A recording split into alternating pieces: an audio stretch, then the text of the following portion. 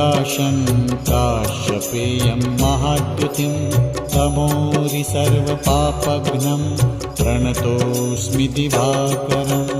ॐ ह्रां ह्रीं ह्रौं स्वः सूर्याय नमः।